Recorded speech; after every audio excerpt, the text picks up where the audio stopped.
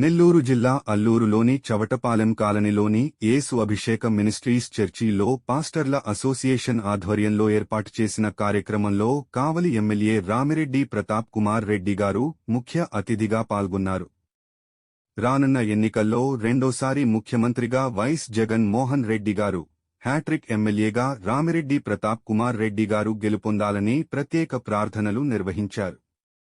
క్రైస్తవ సోదరుల మద్దతు వైఎస్ఆర్సీపీ పార్టీకి ఎల్లవేళలా ఉంటుందని తెలియజేశారు. ఈ కార్యక్రమంలో అల్లూరు మండల pastors association president Devarakonda Samuel Babu గారు, అల్లూరు వైఎస్ఆర్సీపీ నాయకులు పాల్గొన్నారు.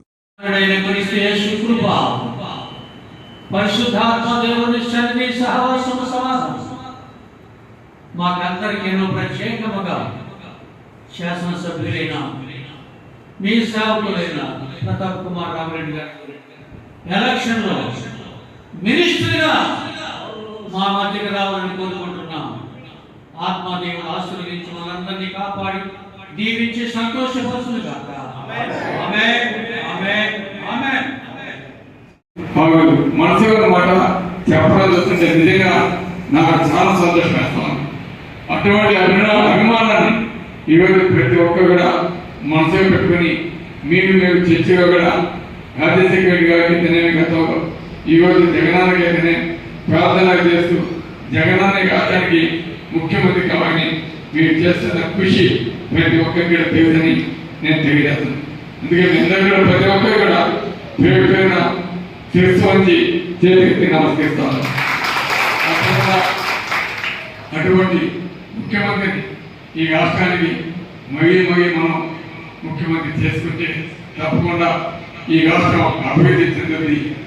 అదే ఈరోజు యేసు ప్రభు కూడా చెప్పింది ఒకటి, యేసు ప్రభు కూడా ఎప్పుడు కూడా పేదవాడిని ఆదరించండి, పేదవాడికి సహాయం చేయండి అని చెప్పడం జరిగింది.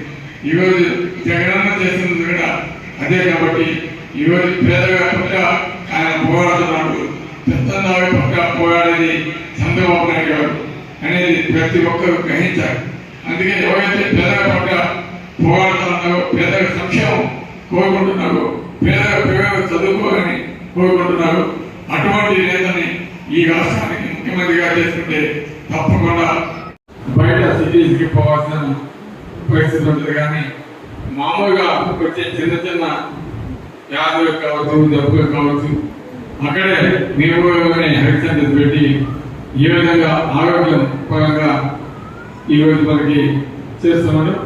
ఇవన్నీ కూడా ప్రతి ఒక్కరు గమనించాలి.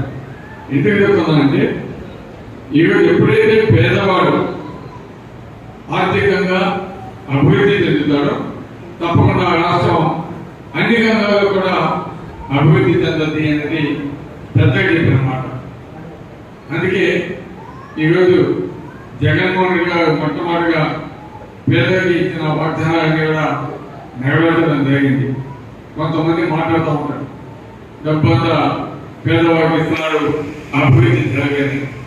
ఈరోజు నేను ఒకటి అడుగుతున్నా, గత ప్రభుత్వం ఏం చేసింది, ఈ ప్రభుత్వం ఏం చేసింది? గత ప్రభుత్వం ఎక్కడ కూడా పేదవానికి బెనిఫిట్ చేసింది ఏం లేదు. అదేవిధంగా